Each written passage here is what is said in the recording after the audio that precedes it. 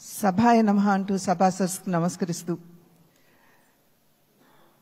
సభాధ్యక్షులు సోదరులు అచ్చెన్నాయుడు గారికి, పెద్దలు నారా చంద్రబాబు నాయుడు గారికి, సోదరులు పవన్ కళ్యాణ్ గారికి, వేదిక ముందున్నటువంటి భారతీయ జనతా పార్టీ, తెలుగుదేశం, జనసేన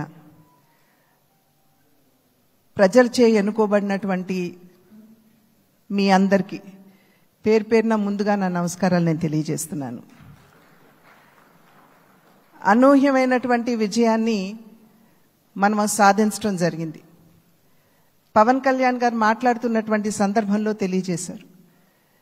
ఏ విధంగా ఢిల్లీలో మేము కూర్చున్నటువంటి సందర్భంలో ఆంధ్ర రాష్ట్రంలో జరిగినటువంటి ఎన్నిక జరిగిన తీరు మాత్రమే కాదు, 3 పార్టీల మధ్య ఏర్పడినటువంటి సమన్వయం ఒక రకంగా యావత్ భారతదేశానికి కూడా ఇది ఒక ఎగ్జాంపులరీ ఎగ్జాంపుల్గా నిలవాలి అని చెప్పి ఢిల్లీలో మాట్లాడుకున్నటువంటి మాట.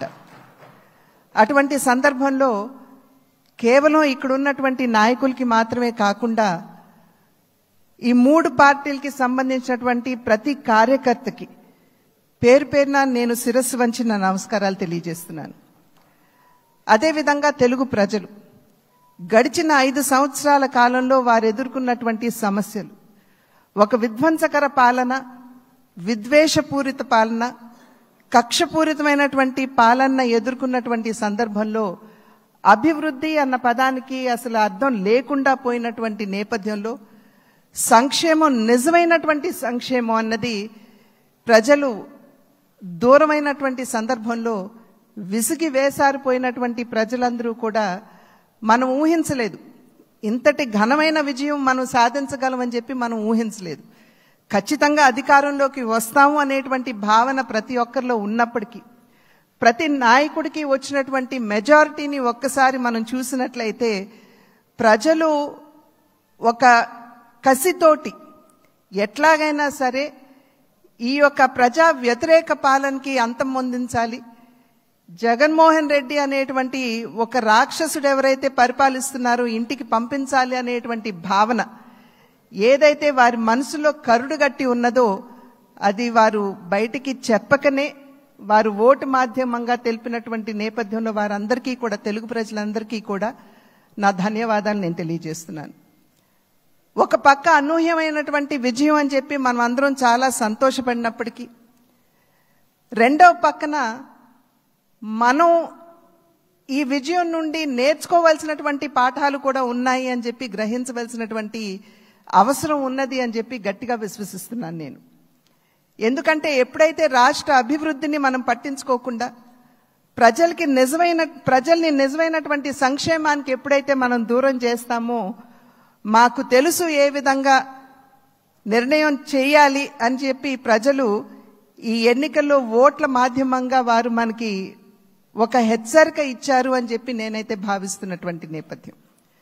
కనుక ఈ యొక్క అనూహ్యమైనటువంటి విజయాన్ని, ఈ పరిణామాన్ని మనం గెలిచాము, అధికారంలోకి వచ్చాము అనేటువంటి భావన కన్నా ప్రజాహిత పాలనని, సుపరిపాలనని ఏ విధంగా ప్రజలకు అందించాలి అనేటువంటి విషయం మీద ఖచ్చితంగా మనం అందరం కూడా దృష్టి కేంద్రీకరించవలసినటువంటి ఆవశ్యకత చాలా ఉంది.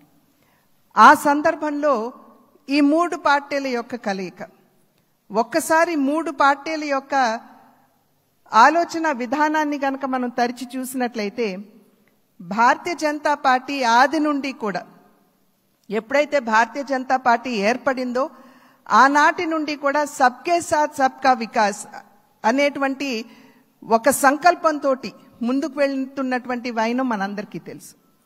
అదేవిధంగా నందమూరి తారక రామారావు గారు తెలుగుదేశం పార్టీని స్థాపిస్తున్నటువంటి సందర్భంలో సమాజమే దేవాలయం, పేదవాడే దేవుడు అనేటువంటి ఒక విశ్వాసంతో ప్రజల మధ్యకు వచ్చినటువంటి నేపథ్యం.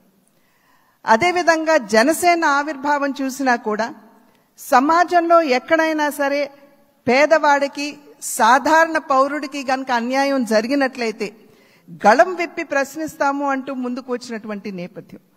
కనుక ఈ 3 పార్టీల యొక్క ఆవిర్భావం, వారి యొక్క ఆలోచన విధానం చూసినట్లయితే ఒకే దిశలో ఒకే రకంగా ఉన్నటువంటి విషయాన్ని మనం గమనించాలి.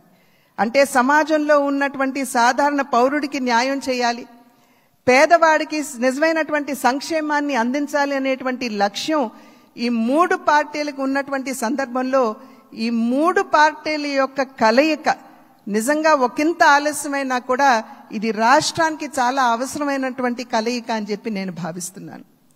మరి నేను అనేక సందర్భాల్లో చెప్తూ ఉంటాను, ఈ మూడు పార్టీల యొక్క కలయిక చూసినప్పుడు ఒక త్రివేణి సంగమాన్ని మనం చూస్తున్నట్టుగా మనం భావించవలసినటువంటి నేపథ్యం. ఒక పక్క చంద్రబాబు నాయుడు గారి స్ఫూర్తి, చంద్రబాబు నాయుడు గారి యుక్తి, రెండవ పక్క నరేంద్ర మోడీ గారి స్ఫూర్తి, అదేవిధంగా పవన్ కళ్యాణ్ గారి శక్తి. ఈ మూడింటి కలయికే ఇవాళ రాష్ట్ర ప్రజల ముందు ఈ యొక్క అలయన్స్ గా కూటమిగా ముందుకొచ్చినటువంటి విషయాన్ని మనం అందరం కూడా గమనించవలసినటువంటి అవసరం చాలా ఉంది. ఇందాక చెప్పినట్లుగా ప్రజా సంక్షేమ పాలనని, సుపరిపాలనని ఏ విధంగా ప్రజలకు అందించాలి అనేటువంటి విషయం మీద దృష్టి పెడుతూ కక్షపూరితంగా ముందుకు వెళ్లకుండా మనం కూడా మన కార్యకర్తలకి తెలియజేస్తూ వారిని కూడా ఒకంత శాంతింపపరుస్తూ, ఎందుకంటే గడిచిన 5 సంవత్సరాల కాలం వారు ఎదుర్కొన్నటువంటి సమస్యలు ఏదైతే ఉన్నాయో, ఇబ్బందులు ఏవైతే ఉన్నాయో వాటి నేపథ్యంలో ఒకంత అత్యుత్సాహం కావచ్చు ముందుకు వచ్చి మరి ఏ విధంగా మనం ముందుకు వెళ్ళాలి అనేటువంటి అంశం మీద దృష్టి సారిస్తున్నటువంటి సందర్భంలో మనం సంయమనాన్ని పాటించడం మాత్రమే కాకుండా మన కార్యకర్తలు కూడా మనం సంయమనాన్ని పాటించవలసినటువంటి ఆవశ్యకతని వారందరికీ తెలియజేయవలసినటువంటి బాధ్యత మన మీద ఉన్నది అని చెప్పి తెలియజేస్తూ, ఏదైతే ఇప్పుడు సోదరులు పవన్ కళ్యాణ్ గారు మరి ప్రతిపాదించారు, చంద్రబాబు నాయుడు గారిని మన నాయకుడిగా ఎన్నుకోవటం, నేను దాన్ని సమర్థిస్తున్నాను అని చెప్పి తెలియజేస్తూ మీ అందరికీ ధన్యవాదాలు తెలియజేస్తూ చంద్రబాబు నాయుడు గారికి మరి ఒక్కసారి నేను శుభాకాంక్షలు తెలియజేస్తున్నాను. నమస్కారం. జై